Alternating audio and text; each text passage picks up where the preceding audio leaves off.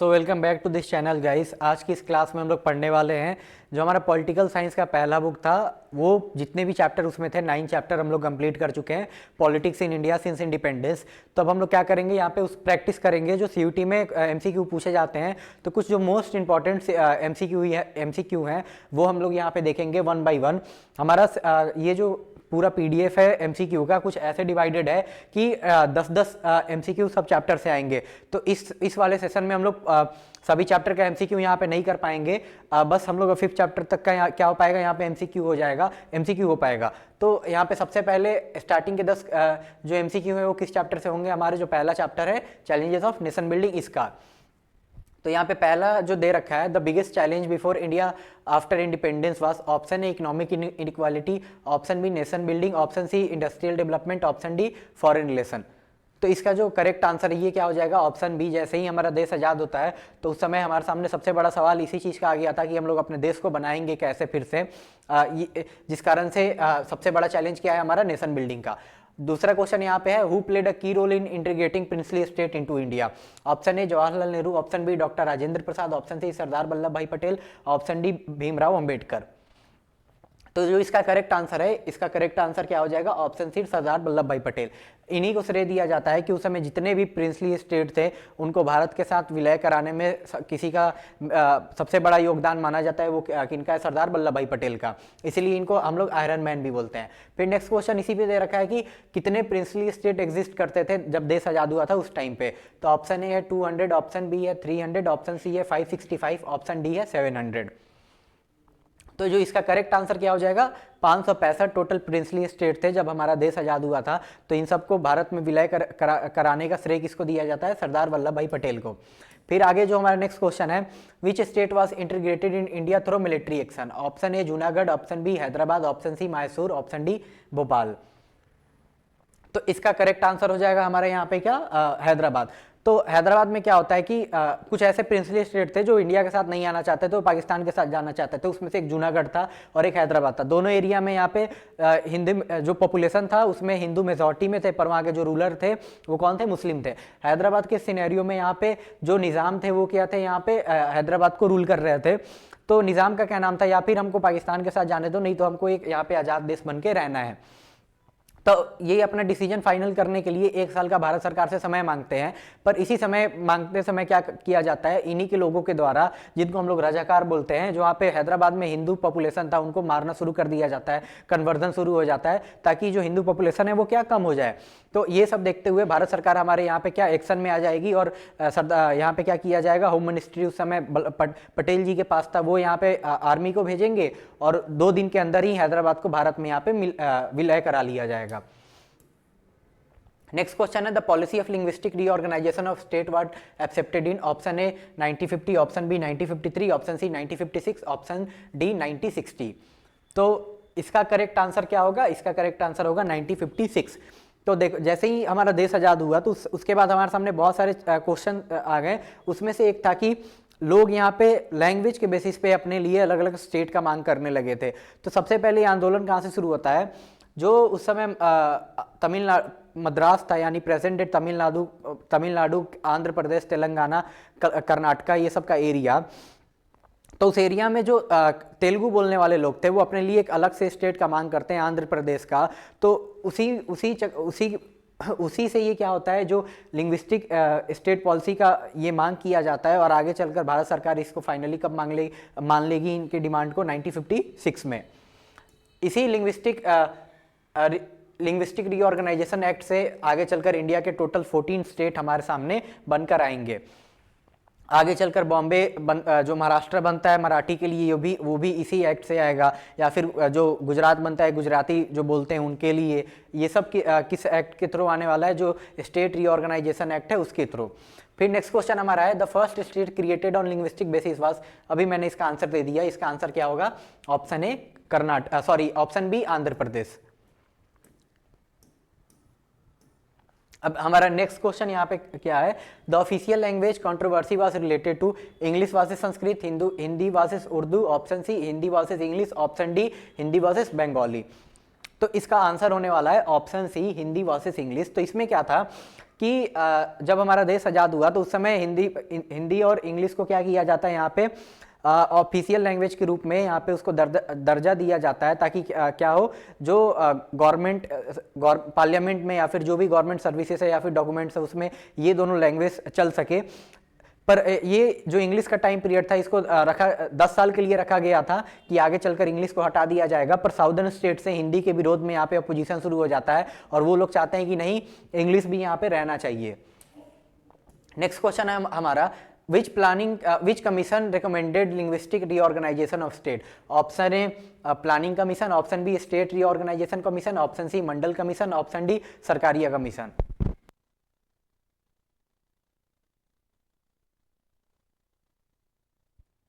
तो जो इसका करेक्ट आंसर होने वाला है, इसका करेक्ट आंसर क्या होगा, option B state reorganisation commission.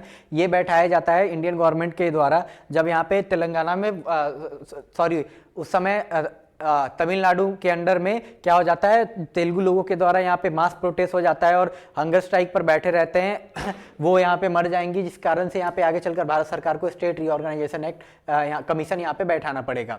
Next question हमारा है question number 9, India adopted the principle of unity in diversity to manage economic challenge, social diversity, political opposition, foreign policy.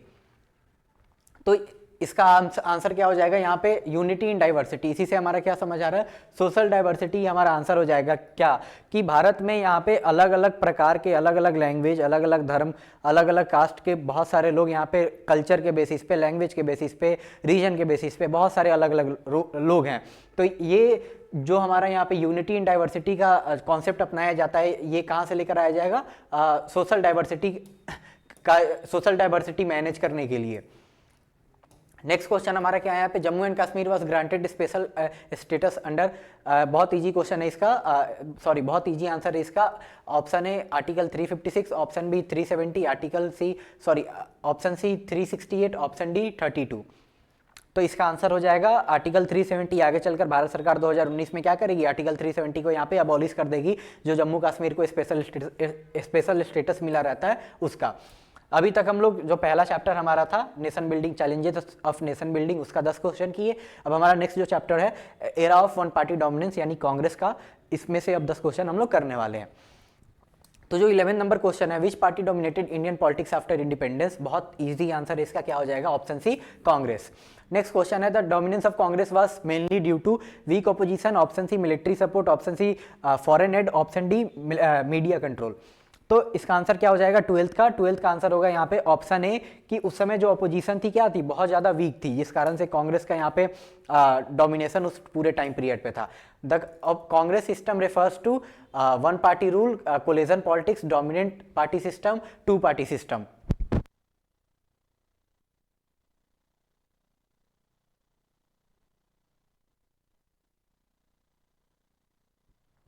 तो देखो जो यहाँ पे कांग्रेस सिस्टम के बारे में बता रखा है, ये क्या हो जाएगा, इसका आंसर हो जाएगा डोमिनेंट पार्टी सिस्टम, जहाँ पे क्या कांग्रेस ही एक ऐसी पार्टी थी जो पूरे पॉलिटिक्स को उस समय डोमिनेट करती थी।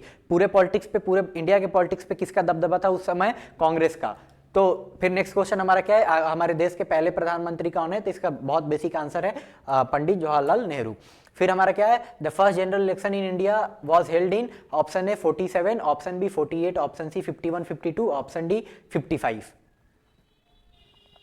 तो इसका करेक्ट आंसर क्या हो जाएगा, ऑप्शन सी 1951 टू 1952। अब देखो 1951 में क्या रहता है कि पहले यहाँ पे उन रीजन में इलेक्शन करा दिया जाएगा जहाँ पे बहुत ज़्यादा जो यहाँ पे हिली एरिया रहते हैं, जहाँ पे ठंड आ जाते हैं, जिस कारण से इन सब एरिया में पहले इलेक्शन करा दिया जाएगा।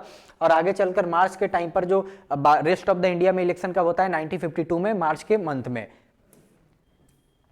नेक्स्ट क्वेश्चन हमारा क्या है यहाँ पे, which ideology influenced Congress policy, option A capitalism, option B socialism, option C communism, option D fascism. तो इसका आंसर क्या होने वाला है, ऑप्शन बी सोशलिज्म। सोशलिज्म क्या है, सोशलिज्म एक ऐसा form of way of government rule करने का एक तरीका है, जिसमें क्या होता है कि जो जितने भी रिसोर्सेस है देश के, वो उस पर किसका कंट्रोल रहेगा, स्टेट का कंट्रोल रहेगा, यानी गवर्नमेंट का कंट्रोल रहेगा। यानी स्टेट यहाँ पे लोगों के भलाई के लिए काम करेगी, लोक कल्याण का काम किया जाएगा। नेक्स्ट क्वेश्चन है हमारा, opposition parties during early years included BJP, option A, option B BSP, option C CPI, option D AAP. तो देखो इसका भी बहुत इजी आंसर है। यहाँ पे बीजेपी का फॉर्मेशन कब होता है, यहाँ पे इमरजेंसी खत्म होने के बाद में बीएसपी का फॉर्मेशन कब होगा, यहाँ पे 1988 के टाइम तक यहाँ पे उसका फॉर्मेशन होगा। तो और आम आदमी पार्टी का अभी 2013 में हुआ था। और ऑप्शन सी जो कम्युनिस्ट पार्टी ऑफ इंडिया है, ये उस समय कांग्रेस के टाइम पे मेन अपोजिशन पार्टी थी, इसका फॉर्मेशन हुआ था 1920 में। Congress acted as a platform for single, option A single ideology, option B multiple social group, option C only elite, option D military leaders. तो देखो इसका आंसर क्या हो जाएगा, option B multiple social group. देखो स्टार्टिंग में कांग्रेस का यही फायदा था कि कांग्रेस में अलग अलग विचारधारा के, अलग अलग सोच के बहुत सारे लीडर थे। तो मान लो अपोजिशन को भी या फिर जो लोग कांग्रेस के किसी पॉलिसी की अगेंस्ट में रहते थे, तो जिनका सोच कांग्रेस के उन लीडर से मैच खाता था जो उनके सोच वाले थे, तो उनसे जाकर अपना बात रखते थे और वो लीडर उनका बात कहाँ, कांग्रेस पार्टी में जब डिस्कशन होता था वहां पे वो लोग रख देते थे। तो इसलिए कोई भी यहाँ पे मैटर होता था वो यहाँ पे सॉल्व हो जाता था। नेक्स्ट क्वेश्चन हमारे यहाँ पे दे रहा है, the dominance of Congress started declining after 52 election, 62 election, 67 election, 71 election. तो देखो इसका आंसर क्या हो जाएगा, ऑप्शन सी 67 इलेक्शन। अब देखो 67 इलेक्शन में क्या हो जाएगा, उस टाइम पीरियड तक 67 से पहले यहाँ पे इलेक्शन हुआ रहता है हमारा कब, 1963 के टाइम पीरियड में। तो उस इलेक्शन में उस टाइम पे कौन है देश के प्रधानमंत्री, जवाहरलाल नेहरू हैं। और नेहरू जी आगे चल के 64 में एक साल बाद मर जाते हैं। तो फिर यहाँ पे प्रधानमंत्री कौन बनेंगे हमारे, जो लाल बहादुर शास्त्री है वो बनेंगे। तो वो भी उनका भी डेथ हो जाएगा कब, 65 के जब ताशकंद में वो साइन करने जाएंगे ट्रीटी एग्रीमेंट वहां पे। तो 5 साल के अंडर में ही कांग्रेस के 2 बड़े लीडर मर चुके हैं और अब इंदिरा गांधी देश की प्रधानमंत्री बनी है। तो जो 67 का इलेक्शन रहता है कांग्रेस के लिए, बोला जाता है कि कांग्रेस का डिक्लाइन कहां से शुरू होता है, इसी इलेक्शन से। फिर क्या है नेक्स्ट, जो इस चैप्टर का आखिरी क्वेश्चन है, one party dominance did not mean absence of democracy, no opposition, authoritarian rule, competitive politics. काफी इजी क्वेश्चन है, जल्दी से इसका आंसर।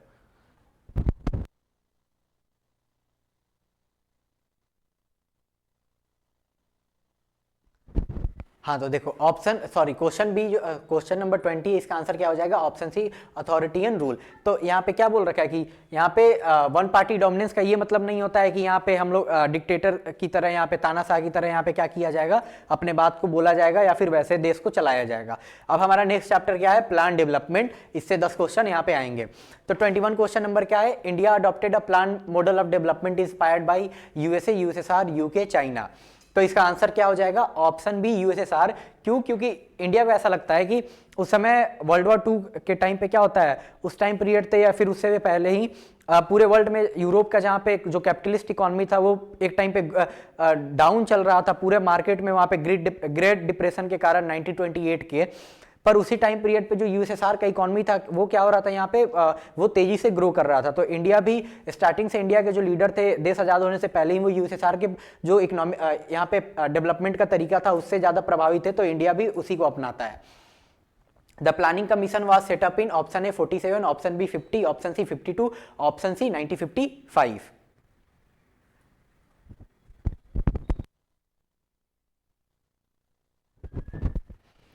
तो इसका करेक्ट आंसर क्या हो जाएगा, 1950 में प्लानिंग कमीशन को बैठाया जाता है। उसके बाद से ये 5-5 साल के लिए यहाँ पे इसका टर्म रहता है।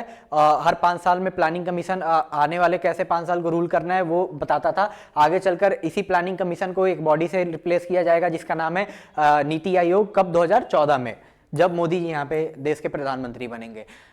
23 the first 5-year plan focus on heavy industry, option B agriculture, option C defence, option D services.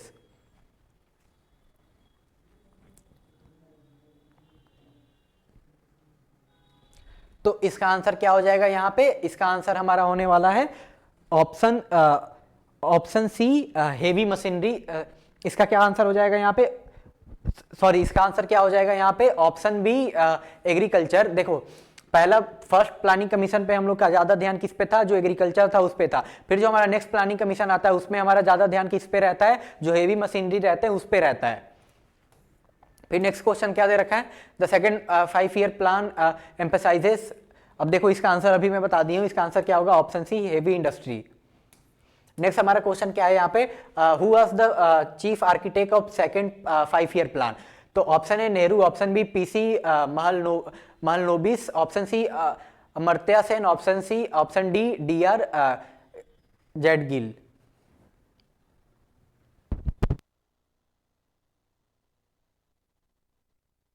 इसका आंसर हो जाएगा ऑप्शन बी पीसी महलनोबिस। यही इस चीज को प्रपोज करते हैं, किस चीज को, कि यहाँ पे हमको ज्यादा हेवी इंडस्ट्री में क्या करना चाहिए, गवर्नमेंट को यहाँ पे इन्वेस्ट करना चाहिए। फिर हमारा नेक्स्ट क्वेश्चन है, the green revolution started in 50s 60s 70s या फिर 80s।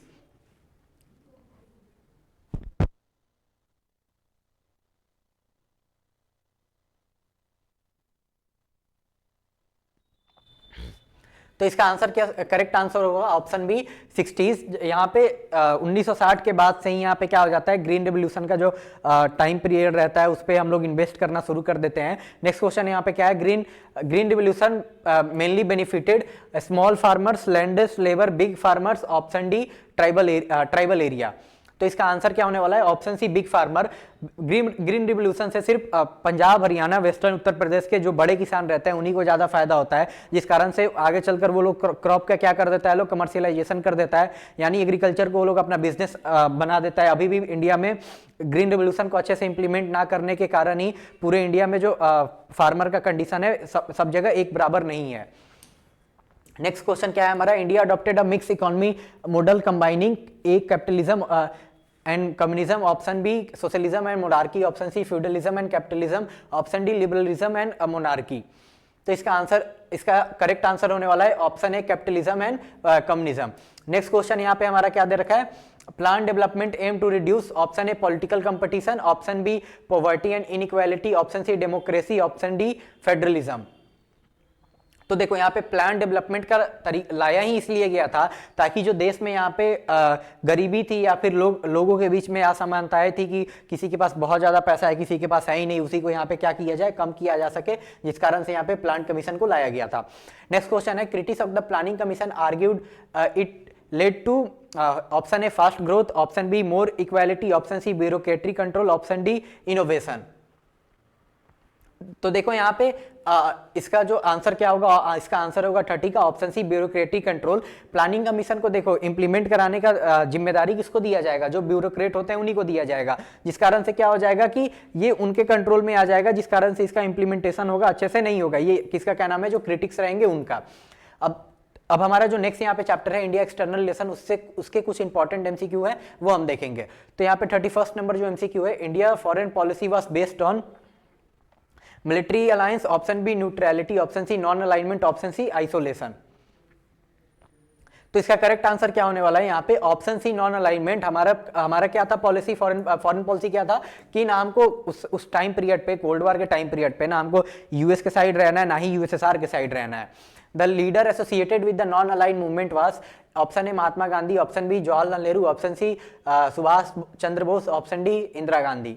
तो इसका करेक्ट आंसर होगा ऑप्शन बी जवाहरलाल नेहरू। इनके साथ में और जो युगोस्लाविया के लीडर थे, या फिर घाना के, या फिर इजिप्ट और इंडोनेशिया के, इंडिया, इजिप्ट, इंडोनेशिया और उसके बाद घाना, युगोस्लाविया, 5 कंट्री के लीडर यहाँ पे मिलकर नॉन अलाइन मूवमेंट का फॉर्मेशन रखते हैं। तो इंडिया की तरफ से, इंडिया के उसमें प्रधानमंत्री थे, वो यहाँ पे क्या कर रहे थे, लीड कर रहे थे।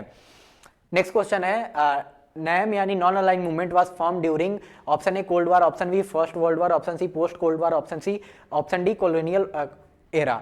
इसका बहुत इजी आंसर है, इसका आंसर क्या हो जाएगा, कोल्ड वॉर के टाइम पीरियड पे इसका क्या किया गया था, फॉर्मेशन किया गया था।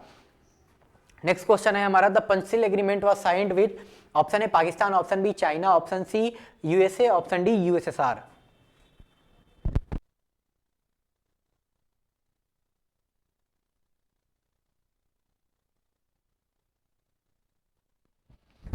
तो जो हमारा यहाँ पे पंचशील एग्रीमेंट है, ये हम लोग किसके साथ साइन किए थे, चाइना के साथ साइन किए थे। कब, 1950 के अराउंड में हम लोग ये जो पंचशील एग्रीमेंट है इसको साइन किए थे। नेक्स्ट हमारा क्वेश्चन है, इंडिया चाइना का वॉर कब होता है, तो बहुत ईजी आंसर इसका 1962 में। फिर उसके बाद क्या है, India supported liberation of Bangladesh in, option A 65, option B 69, option C 71, option D 75। तो इसका भी बहुत ईजी आंसर है, इसका आंसर क्या होगा, ऑप्शन सी 1971। और ये लड़ाई कब होगा, दिसंबर के मंथ में। नेक्स्ट क्वेश्चन है the Shimla agreement was signed between India and, इसका आंसर क्या हो जाएगा, पाकिस्तान। कब साइन किया जाता है, 1960 में। इंडिया की ओर से, इंडिया को रिप्रेजेंट करेंगे हमारे देश के प्रधानमंत्री जवाहरलाल नेहरू, उधर से रहेंगे पाकिस्तान के जनरल अयूब खान।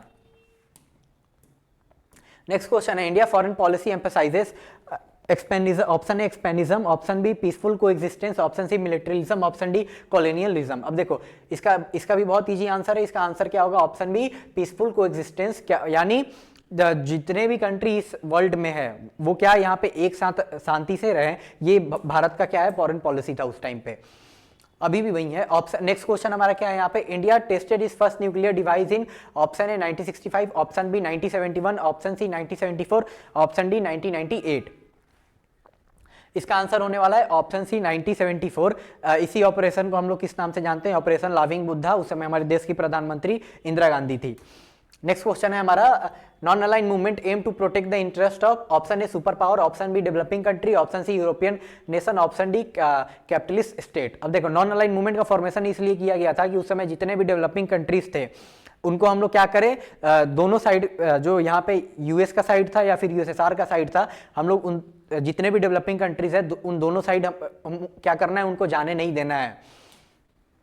अब देखो हमारा आखिरी जो आखिरी के हमारे 10 एमसीक्यू क्वेश्चंस हैं वो हमारे नेक्स्ट चैप्टर कौन सा है यहाँ पे, डेमोक्रेटिक पॉलिटिक्स इसके। तो इसमें क्या दे रखा है कि द इमरजेंसी वाज इम्पोज्ड इन, अब इसका भी काफी इजी आंसर है, ऑप्शन सी 1975। कब इंपोज किया गया था, 1975 में 25 जून को। Emergency was declare under article, option A 352, option C 356, option C 360, option D 368। तो जो यहाँ पे इमरजेंसी इंपोज किया गया था, ये इंपोज किया गया था ऑप्शन ए आर्टिकल 352 का इस्तेमाल करके, क्योंकि आर्टिकल 352 में यहाँ पे इंटरनल डिस्टर्बेंस का जो चीज लिखा गया था उसमें डिफाइन नहीं किया गया था कि किस टाइप का इंटरनल, अगर मान लो कोई यहाँ पे गतिविधियां होंगी तो वो हमारे लिए डिस्टर्बेंस क्रिएट करेंगी। आगे चलकर यही इमरजेंसी जब खत्म होता है तो उस इंटरनल डिस्टर्बेंस को हटा दिया जाता है और बोला जाता है जब तक आर्म रेबेलियन नहीं होगा गवर्नमेंट के खिलाफ में लोगों के द्वारा, तब तक यहाँ पे इमरजेंसी नहीं लगाया जाएगा। नेक्स्ट क्वेश्चन है who was the prime minister of India during emergency. Easy answer है option C Indira Gandhi. Next क्या है हमारा, the Janata party government came to power in,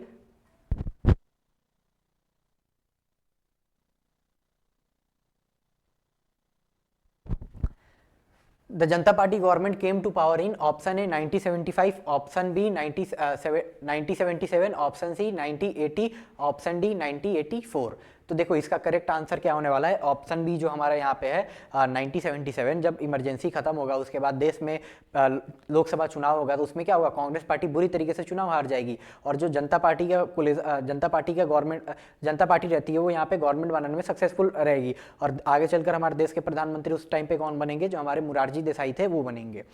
next question यहाँ पे दे रखा है, the Mandal commission was related to, option A women reservation, option B OBC reservation, option C SC ST reservation, option D minorities right. तो इसका भी correct answer होने वाला है हमारा ऑप्शन बी ओबीसी रिजर्वेशन। यहाँ पे बीपी मंडल जो हमारे थे उनके अंडर में एक कमीशन को बैठाया गया था ताकि क्या किया जाए, यहाँ पे पहले आइडेंटिफाई किया जाए कि यहाँ पे देश में और कौन कौन से लोग बैकवर्ड हैं, उनको हमको जिनको रिजर्वेशन देने का यहाँ पे क्या है जरूरी है। तो उसी के लिए यहाँ पे बीपी मंडल का कमीशन बैठाया जाता है, वही रिकमेंडेशन देंगे कि वही बताएंगे कि ये जो यहाँ पे कास्ट है देश में ये बैकवर्ड है और इनको हमको यहाँ पे रिजर्वेशन प्रोवाइड करना चाहिए। नेक्स्ट क्या है हमारा यहाँ पे 46, coalition politics became prominent in 60s, option B 70s, option C 80s, option D 90s। तो इसका आंसर क्या होगा 46 का, ऑप्शन डी 90s। जैसे ही 1990s के बाद से जो हमारा 2014 तक का टाइम पीरियड रहता है, इसमें क्या रहता है, कोई भी गवर्नमेंट अपने दम पर, कोई भी पार्टी अपने दम पर यहाँ पे गवर्नमेंट बनाने में सक्सेसफुल नहीं होती है। तो इसी टाइम पीरियड को हम लोग क्या बोलते हैं लोग, कोलिजन एरा, यानी गठबंधन का यही टाइम पीरियड रहता है। The anti-defection law was passed in 1977, option B 1985, option C 1991, option D 200।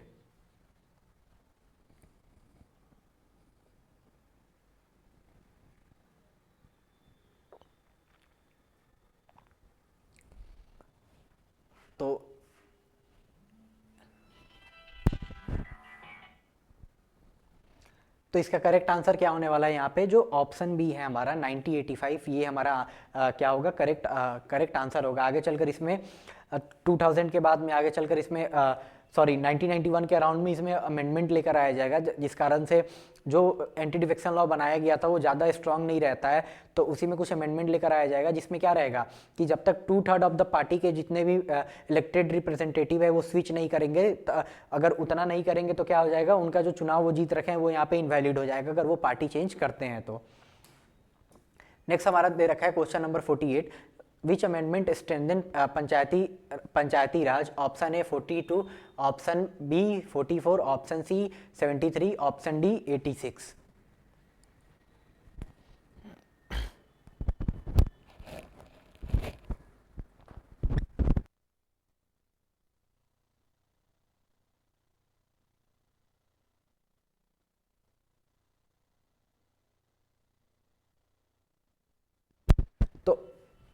तो इसका करेक्ट आंसर होने वाला है option C 73rd constitutional amendment, जो इंडिया में होता है। इसके बाद से क्या होगा, और ज़्यादा जो हमारा पंचायती राज सिस्टम है यहाँ पे और ज़्यादा मजबूत हो जाएगा।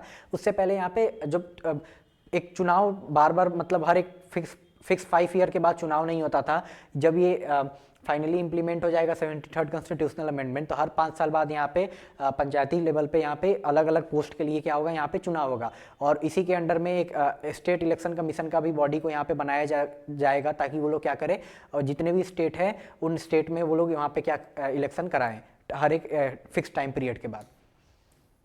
नेक्स्ट हमारा क्वेश्चन है यहाँ पे 49, regional parties gain importance due to A centralisation, option B linguistic and regional aspiration, option C military rule, option D one party dominance.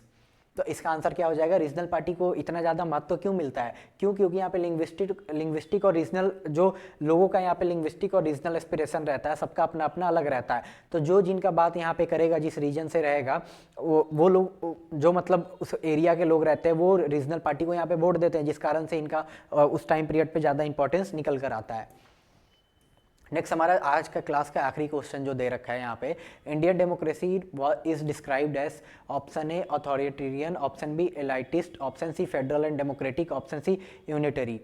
तो इसका करेक्ट आंसर क्या होगा, ऑप्शन सी यहाँ पे फेडरल एंड डेमोक्रेटिक। इंडिया में क्या है, सभी पावर यहाँ पे सिर्फ सेंट्रल गवर्नमेंट के पास नहीं है, यहाँ पे स्टेट गवर्नमेंट भी एग्जिस्ट करती है, साथ में पंचायती लेवल पे भी, या फिर यहाँ पे क्या म्यूनसिपैलिटी लेवल पे भी यहाँ पे रिप्रेजेंटेटिव चुने जाते हैं। तो ये क्या हो गया यहाँ पे, ये फेडरल स्ट्रक्चर है कि पावर को क्या किया जा रहा है, यहाँ पे शेयर किया जा रहा है नीचे लेवल तक, और यहाँ पे देश हमारा फिक्स टाइम पे चुनाव होता है, सब यहाँ पे सबको यहाँ पे वोट देने का अधिकार है। तो हमारा क्या है, यहाँ पे एक डेमोक्रेटिक कंट्री भी हमारा इंडिया यहाँ पे है। तो आज के इस सेशन के लिए इतना ही। फिर से हम लोग और इम्पॉर्टेंट MCQ जो CUT के हैं हर एक चैप्टर का या फिर हर एक बुक का हम लोग लेकर आएंगे। जो आपको चाहिए आप एक बार कमेंट कर दीजिएगा। ये PDF आपको डिस्क्रिप्शन बॉक्स में ही मिल जाएगा, वहाँ से आप इसको एक्सेस कर सकते हैं। फिर से मिलते हैं आप लोग नेक्स्ट क्लास में, तब तक बाय बाय, टाटा, जय हिंद।